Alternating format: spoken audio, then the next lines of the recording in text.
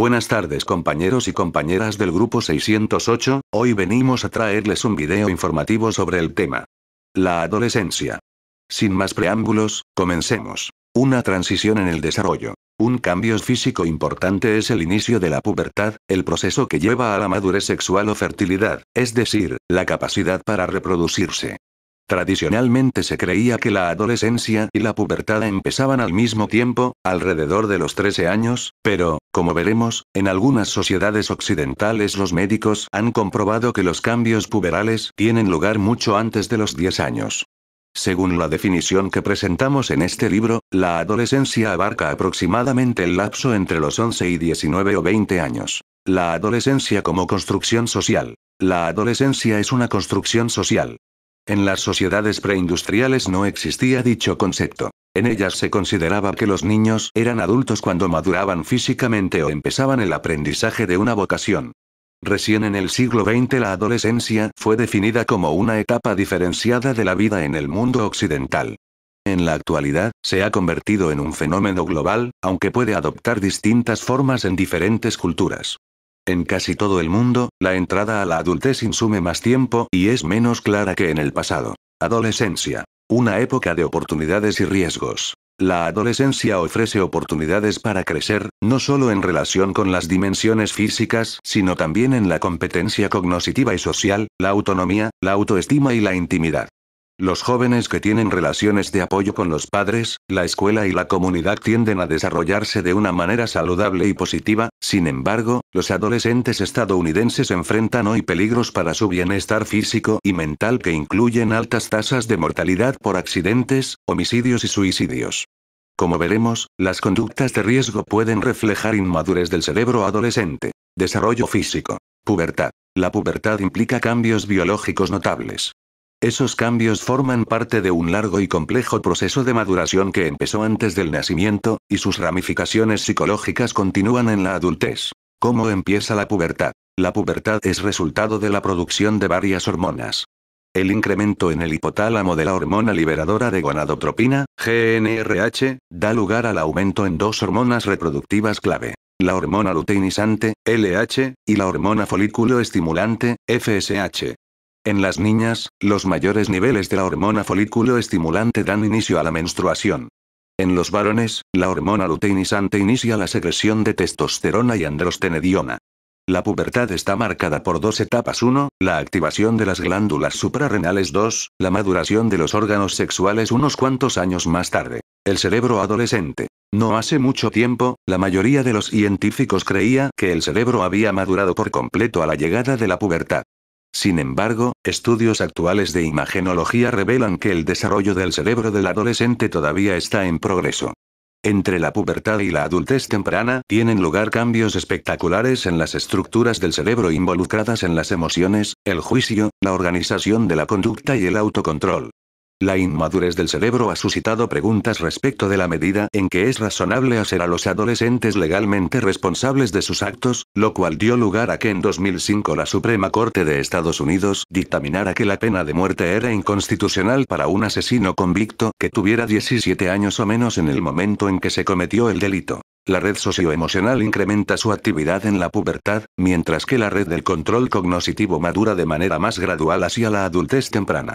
Esos hallazgos pueden ayudar a explicar la tendencia de los adolescentes a mostrar arrebatos emocionales y conductas de riesgo y por qué la toma de riesgos suele ocurrir en grupos. Los adolescentes mayores, 14 a 17 años, mostraron patrones más similares a los adultos, pues usaban los lóbulos frontales que manejan la planeación, el razonamiento, el juicio, la regulación emocional y el control de impulsos, lo cual permite hacer juicios razonados más certeros.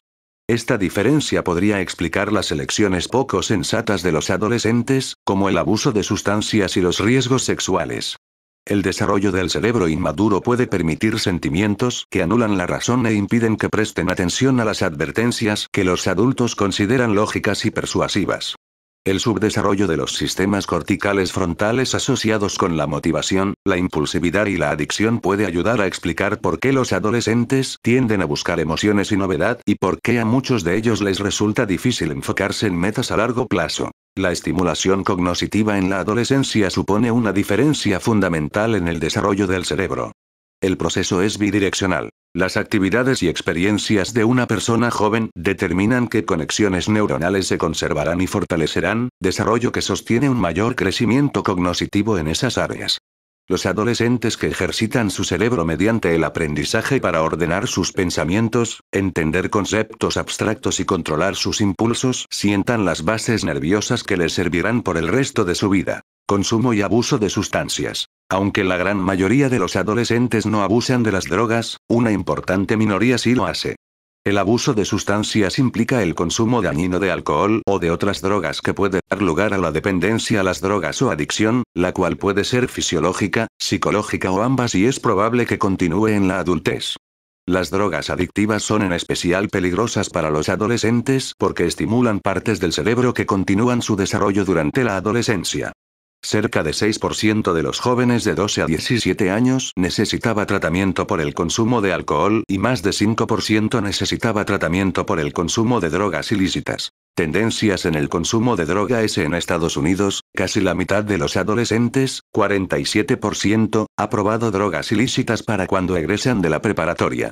A inicios de la década de 1990, la disminución de la percepción de que las drogas son peligrosas y el relajamiento de la desaprobación de los pares fueron acompañados por un repunte del consumo. Sin embargo, esa tendencia empezó a revertirse. El consumo de drogas ilícitas aumentó ligeramente desde 2007, pero la mayor parte de este repunte es explicado por el consumo de marihuana, que muchos adolescentes consideran menos dañina que otras drogas. Cuando se considera el consumo durante el año pasado de otras drogas a excepción de la marihuana, las tasas de prevalencia han disminuido en los 2 años pasados. El alcohol es una potente droga psicotrópica con efectos importantes en el bienestar físico, emocional y social. Su consumo constituye un problema grave en muchos países. En 2009, 15% de los alumnos estadounidenses de octavo grado, 30% de los de 10º grado y 44% de los de 12º grado dijeron que habían consumido alcohol por lo menos una vez en los 30 días anteriores. La mayoría de los estudiantes de preparatoria que consumen alcohol participan en borracheras, consumo de 5 o más tragos en una sola ocasión.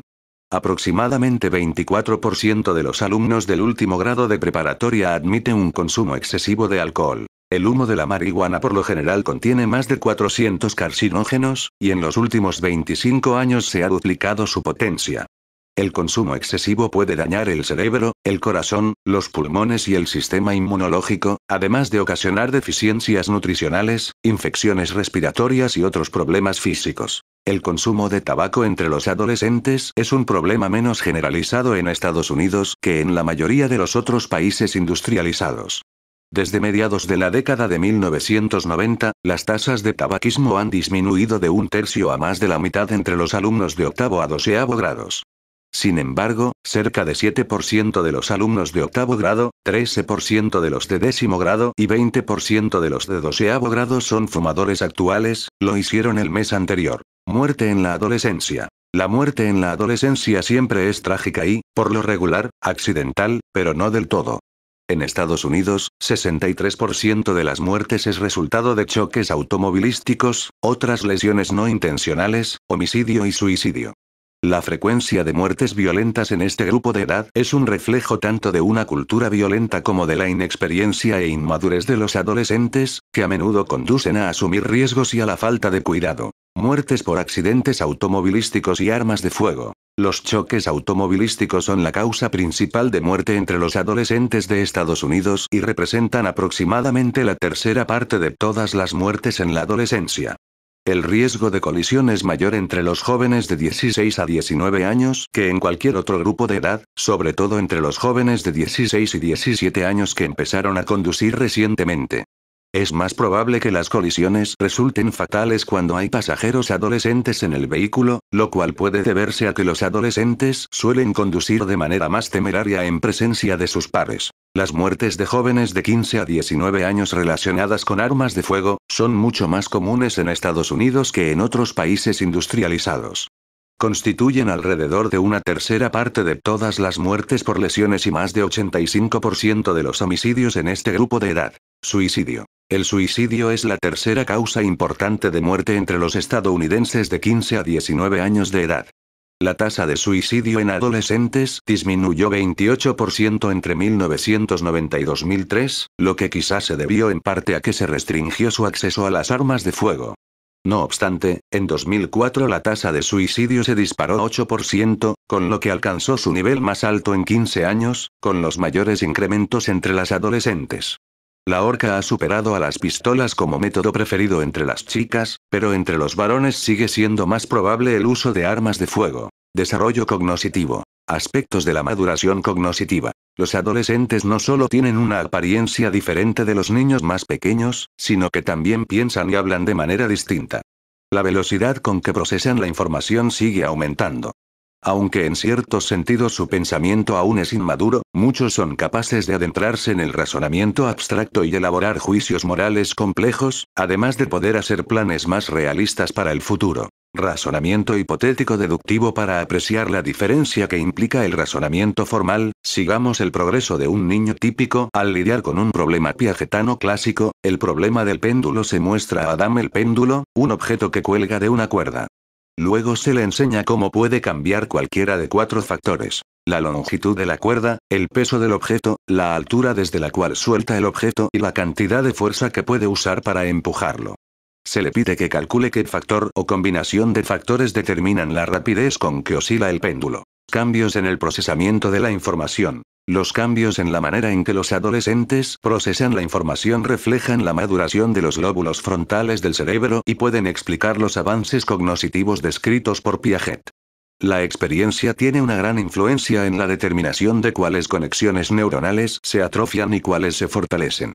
Por consiguiente, el progreso en el procesamiento cognitivo varía mucho entre cada uno de los adolescentes. Los investigadores del procesamiento de la información han identificado 2 categorías de cambio mensurable en la cognición adolescente: cambio estructural y cambio funcional. Cambio funcional. Los procesos para obtener, manejar y retener la información son aspectos funcionales de la cognición. Entre ellos se encuentran el aprendizaje, el recuerdo y el razonamiento, todos los cuales mejoran durante la adolescencia. Entre los cambios funcionales más importantes se pueden mencionar el incremento continuo de la velocidad del procesamiento y un mayor desarrollo de la función ejecutiva, la cual incluye habilidades como atención selectiva, toma de decisiones, control inhibitorio de respuestas impulsivas y control de la memoria de trabajo. Esas habilidades parecen desarrollarse a tasas variables. Desarrollo psicosocial. La búsqueda de la identidad. Durante los años de la adolescencia aparece en escena la búsqueda de la identidad, definida por Erikson como una concepción coherente del yo, compuesta por metas, valores y creencias con las que la persona establece un compromiso sólido. El desarrollo cognitivo de los adolescentes les permite construir una teoría del yo. Como destaca Erikson, el esfuerzo de un adolescente por dar sentido al yo no es una especie de malestar madurativo, sino que forma parte de un proceso saludable y vital que se basa en los logros de las etapas anteriores, sobre la confianza, la autonomía, la iniciativa y la laboriosidad, y sienta las bases para afrontar los desafíos de la adultez. Diferencias de género en la formación de la identidad. Muchas investigaciones apoyan la opinión de Erikson de que, para las mujeres, la identidad y la intimidad se desarrollan juntas. No obstante, en lugar de considerar que este patrón es una desviación de una norma masculina, algunos investigadores consideran que señala una debilidad de la teoría de Erikson, la cual, afirman, se basa en los conceptos occidentales de individualidad, autonomía y competitividad centrados en el hombre. De acuerdo con Carol Gilligan, el sentido del yo femenino se desarrolla no tanto mediante la adquisición de una identidad separada, sino por medio del establecimiento de relaciones. Las niñas y las mujeres, dice Gilligan, se juzgan a sí mismas por su manejo de las responsabilidades y por su habilidad para cuidar de otros y de sí mismas. Orientación e identidad sexual. Si bien está presente en los niños más jóvenes, la orientación sexual por lo general se convierte en un asunto apremiante en la adolescencia. Que la persona sienta una atracción sexual consistente por personas del sexo opuesto, heterosexual, del mismo sexo, homosexual, o de ambos sexos, bisexual. La heterosexualidad predomina en casi todas las culturas conocidas en todo el mundo. La prevalencia de la orientación homosexual varía en gran medida. La tasa de homosexualidad en la población estadounidense fluctúa de 1 a 21% según si es medida por la atracción o excitación sexual o romántica. Muchos jóvenes tienen una o más experiencias homosexuales, pero las experiencias aisladas o incluso la atracción o las fantasías ocasionales no determinan la orientación sexual.